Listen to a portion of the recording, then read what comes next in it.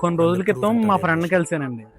కలిస్తే ఎరా ఏం డల్గా ఉన్నావు ఏంటని అడిగితే ఆడన్నాడు, ఏం లేదురా డాడీకి స్ట్రోక్ వచ్చింది, దానికోసం కొంచెం హాస్పిటల్ చుట్టూ తిరుగుతున్నాను, జాబ్ అది వదిలేసి కొంచెం డల్గా ఉందిరా, ఫైనాన్షియల్గా కూడా కొంచెం ఇబ్బంది పడుతున్నాను అని చెప్పి అన్నాడు.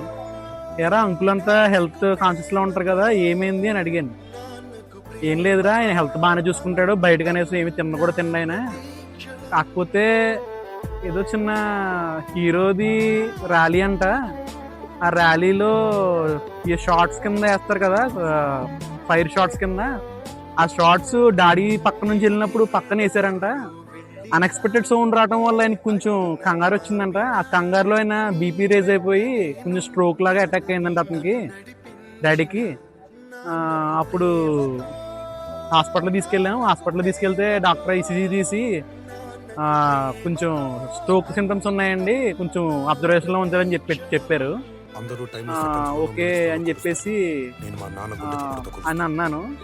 తర్వాత ఇంకోటి మీకు చెప్పదలుచుకున్నది ఏంటంటే, ఫ్యాన్స్ అనేది ఎలా ఉండాలంటే మన హీరోకి పేరు తెచ్చిగా ఉండాలి, కానీ ఆ హీరోని పనిగొట్టిన పేరు పెట్టి తిట్టేటట్టు ఉండకూడదు.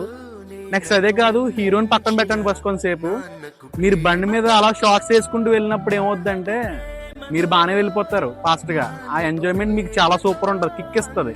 బట్ మీ ఫ్యామిలీని తిట్టుకుంటారు, అది నేను కళ్ళారా చూశాను, చెవులారా విన్నాను. అందుకోసం మీ ఫ్యాన్స్ అంటే ట్రెండ్ని సెట్ చేసే వాళ్ళ ఉండాలి, కానీ ట్రెండ్లో కలిసిపోయి సౌండ్లు, హార్న్స్, సైలెన్స్ లిప్పేటాలు అలాంటివి చేయకుండా ఏదైనా కొంచెం మంచి మంచి కార్యక్రమాలు చేసి, మొక్కలు నాటడం లాంటివి, గవర్నమెంట్ స్కూల్స్కి ఏదైనా ఫండ్ ఇవ్వడం లాంటివి కానీ, వృద్ధాశ్రమాలకు వెళ్ళి ఏదన్నా కొంచెం సర్వీస్ చేయడం లాంటివి కానీ, మీ హీరో పేరు చెప్పి చారిటీలు చేసి మీ హీరోకి ఎంతో పెద్ద పేరు చేస్తారని కోరుకుంటూ, దీని మీద స్పందనని చుట్టాల అబ్బాయి ఛానల్లో కామెంట్ రూపంలో తెలియజేస్తారని కోరుకుంటూ, మీ చుట్టాల అబ్బాయి.